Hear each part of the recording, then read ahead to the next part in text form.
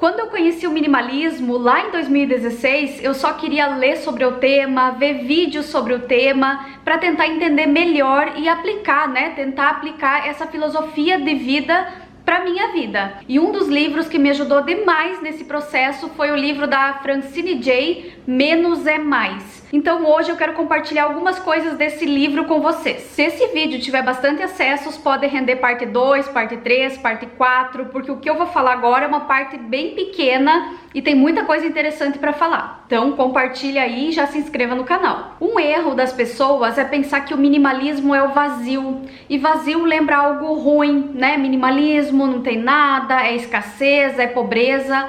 E não, você pode pensar o minimalismo como espaço. Ter mais espaço para preencher com o que realmente importa para você. E isso de várias maneiras eu posso falar em espaço. Desde espaço no armário para acomodar melhor suas roupas, espaço na sua casa para você circular, espaço na sua agenda para você fazer coisas mais interessantes, espaço nos seus pensamentos, isso hoje em dia é tão difícil. O minimalismo é basicamente isso, você arrumar lugar, dar mais espaço na nossa vida. No primeiro capítulo ela fala assim, veja as suas coisas pelo que elas são. E a gente tá tão habituado a ter as nossas coisas e nem olhar para elas só exatamente pelo que elas são.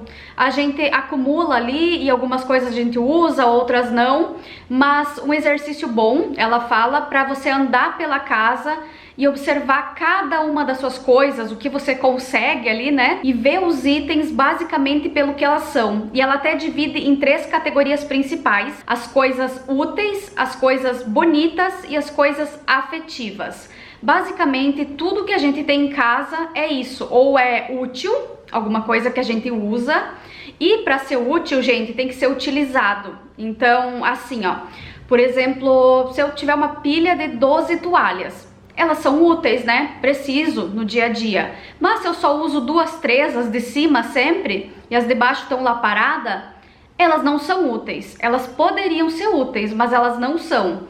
Então, nessa categoria, a gente costuma armazenar assim muita coisa que poderia ou deveria ser útil, mas que na verdade não é, porque não é utilizado. E esse item já é um objeto potencial para descarte, para venda, para doação, enfim. Mas lembre-se dessa frase, só é útil se é utilizado. A segunda categoria são de coisas bonitas. Nem tudo que a gente tem em casa a gente usa de fato, mas às vezes a gente quer ter porque tem um benefício. Você olha para um quadro, por exemplo, e ele é bonito, ele te traz alegria, você gosta desse objeto, algum livro, algum objeto de decoração, alguma almofada bonita. Tem várias coisas que não são úteis no dia a dia, mas elas são bonitas. E nesse caso, sim, muita coisa é válido manter. Agora, se você tem um objeto de decoração, por exemplo, e ele não é útil e ele também não é bonito, aí ele pode fazer parte da terceira categoria, que daí convém manter, dependendo do caso, né? Ou convém descartar. E a terceira categoria é de itens afetivos. Então, volta e meia, a gente tem coisas aí na casa que elas não são usadas, né? Ela não tem uma utilidade, ela também não é bonita, mas tem um valor sentimental enorme para nós. Então, uma camiseta que você ganhou de alguém especial, um ursinho de pelúcia da infância, um livro que você leu e te marcou, um troféu que você ganhou lá no ensino médio. Essa categoria acaba sendo a mais difícil pra gente se desfazer. E não necessariamente a gente precisa dar fim nas coisas, né? Mas é só agora, nesse primeiro momento, só vamos pensar nas coisas pelo que elas são, só para encaixar cada item na sua categoria. Isso já vai facilitar o processo de destralhe que vem mais para frente. Então o primeiro exercício é esse, você olhar suas coisas e tentar encaixar em alguma dessas categorias.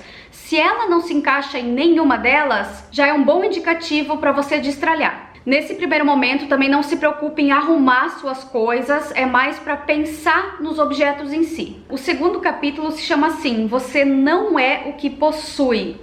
E muitas das coisas que a gente compra e que a gente mantém é para alimentar uma imagem, é para impressionar alguém. Muitas das nossas posses são para projetar uma imagem. Então tem gente que nem malha, nem é fitness, mas gosta de só andar com roupa fitness, de ter aquela aparência assim, aquele estilo de vida fitness. Ou assim, às vezes você nem gosta tanto de relógio, de pulseira, de colar, mas você quer transmitir essa imagem de uma pessoa elegante, de uma pessoa que anda com esses acessórios. E o interessante que eu vejo é que às vezes a gente nem se dá conta de que a gente está usando isso para impressionar, que a gente está tão acostumado a usar certas coisas que não combinam com a gente, que parece que já é a gente. Fica até difícil a gente imaginar a gente não sendo isso, a gente não é isso, a gente não é o que possui. Mas às vezes fica difícil separar essas duas coisas. Ao meu ver, um dos principais benefícios do minimalismo, de você ter menos coisas, é você ter menos estresse. E sim, gente, normalmente quem tem muitas coisas, sabe? A casa lotada de coisas, a bolsa lotada de coisas, vive comprando, sabe? Que tem muitos pertences. Normalmente são pessoas mais estressadas. Eu sou personal organizer e eu já fiz alguns trabalhos em casa de pessoas, de ajudar na arrumação e tal. Então eu já conheci uma cliente minha que ela tinha muita coisa e ela era super estressada. Que era tanta coisa, era tanto viver em função das coisas, que ela se via sempre estressada, sempre gritando com o filho, brigando com o marido, sempre correndo com pressa. E no tempo livre dela, o que ela fazia? Acabava adquirindo mais coisas, indo no shopping passear, comprando mais roupa, comprando mais calçado, comprando mais itens de cozinha. Ela tinha assim, tipo 4, 5 jogos de panela. Muitas das coisas ela não usava, isso gerava mais frustração e principalmente o que ela tinha na vida dela era estresse. Então sim, em muitas situações, ter excesso de coisas gera muito estresse. É só você imaginar a cena. Imagina entrando num quarto bem limpinho, organizado, sabe? Só ali com a cama, o guarda-roupa com poucos itens, tudo aconchegante. E agora você entrando num quarto tudo bagunçado, cheio de coisa, cheio de objetos por todos os lugares. Em qual dos quartos você teria mais vontade de dormir? Te chamaria mais assim pra dormir, pra deitar, relaxar, ler um livro? É claro que todo mundo vai responder no quarto mais organizado. A bagunça, ela faz a gente se sentir estressado, carregado, sabe? Pesado. E não só a bagunça, mas o excesso de coisas, o excesso de objetos, eles têm um peso, uma energia, sabe? Ter menos coisas também significa ter mais liberdade. E ela até faz um questionamento no livro bem interessante.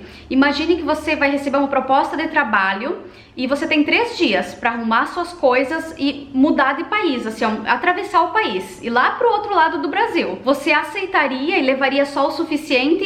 Ou você pensaria, não, eu não vou porque eu tenho muita coisa mesmo, muito objeto e eu tô com pena de desapegar, eu tô com pena de deixar esses objetos. Essa é uma boa forma da gente avaliar se as coisas elas nos prendem ou elas nos libertam. Sem contar que para adquirir cada coisa a gente gastou uma energia enorme. Olha só, pensa comigo.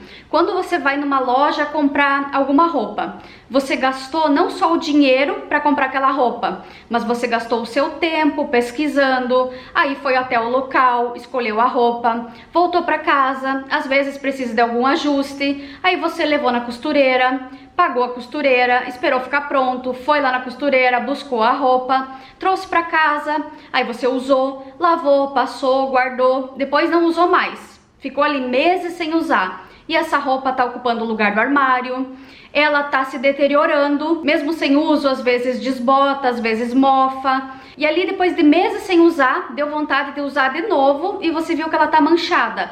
Então você vai lá para pagar o conserto, né, e pintar, sei lá. Vamos imaginar que você vai consertar, vai levar para tingir a roupa. Então você vai lá, leva, paga, busca objeto. Tudo isso é nosso tempo. Agora imagina cada uma das nossas coisas. Quanta energia e quanto tempo a gente gastou para comprar esses itens ou ganhar, enfim, né, armazenar e manter esses itens. Quanto tempo de vida a gente gasta em função das nossas coisas? É óbvio que a gente sempre vai desejar comprar coisas, a gente vai comprar, a gente precisa sim, mas é sempre bom a gente refletir bem, porque é tanto empenho envolvido e muitas vezes depois que a gente traz esse objeto para casa, fica difícil desapegar, porque a gente já fez tanto para ter aquele item que não faz sentido a gente doar. Eu posso dar 2 exemplos meus recentes. Olha que eu sou controlada e mesmo assim, às vezes compro coisas que na hora fez sentido, depois já não faz mais. Eu comprei uma blusa preta, que eu amei. Quando eu vi, eu falei, ah, é essa, perfeita. Aí, só que eu precisava de um ajustezinho, não tava como eu queria. Levei na costureira, ela foi até barata mais ou menos, né? Que se você não usa, não é barato. Mas ela foi R$50. Aí eu levei na costureira, gastei mais uns, sei lá, uns 10 ou 20 reais. Não ficou do jeito que eu queria. Resultado, eu comprei ela há 1 ano, e ela tá no meu armário e eu não usei. Então eu olho pra ela, dá pena, porque eu amei ela na loja, eu fiz todo esse empenho, comprei, levei na costureira e tudo isso, e eu não usei nenhuma vez, e eu não tenho vontade de usar. Então eu vou me forçar a usar, eu tô naquele dilema, eu me forço a usar ou eu dou e entendo que foi. E isso, gente, que eu não sou consumista, eu não sou de agir assim. Mas às vezes acontece sim, a gente se agradou de uma coisa na época ali, na hora, depois já não satisfaz mais o nosso gosto do momento. Só que é o tipo de situação que a gente não tem que ficar se culpando, mas a gente também não pode deixar isso acontecer sempre. Senão quando vê, a gente é daquelas que tá só comprando e se desfazendo, porque os gostos mudaram, porque agora eu não quero mais. E, eu falei de 2 exemplos, né? O outro foi uma sainha branca que eu comprei e no site era lindo e eu gostei, e agora eu já não gosto mais, gente. Eu usei acho que 1 ou 2 vezes e não faz mais sentido. E ela não foi barata e ela tá linda, ela veste bem, mas hoje em dia eu olho pra ela e eu não gosto mais. E agora desapegar pra mim dói um pouco, porque assim, por mais que eu seja desapegada, é ruim, né? Você desapegar de alguma coisa que tá nova, você gastou dinheiro e, né, se foi, você vai doar porque realmente você jogou dinheiro no lixo, digamos assim. O segredo é a gente tentar errar o menos possível, porque sim, a gente vai errar, a gente vai fazer compras que não foram legais, eu já fiz algumas e até de coisinhas caras, mas a gente tem que tentar diminuir essas compras erradas, porque daí é menos trabalho no futuro, menos trabalho pra gente armazenar as coisas ali, menos trabalho pra manter, menos trabalho pra doar, que também dá trabalho se desfazer, não é só jogar no lixo. E falando sobre isso, uma coisa que ela fala é que a gente precisa ser um bom porteiro da nossa casa com relação às nossas coisas. Porque assim, tudo que a gente tem na nossa casa, ou a gente comprou ou a gente ganhou. As coisas não brotaram, não vieram do nada. Então a gente tem que pensar muito na hora de aceitar. É claro que tem presentes, por exemplo, que você não vai recusar. Mesmo não sendo do nosso agrado, mesmo sabendo que a gente não vai usar, a gente não vai recusar, a gente vai agradecer, pode até usar por um tempo, manter por um tempo, depois se desfazer, mas a gente vai trazer para casa. Mas muita coisa nesse processo a gente pode já dizer não.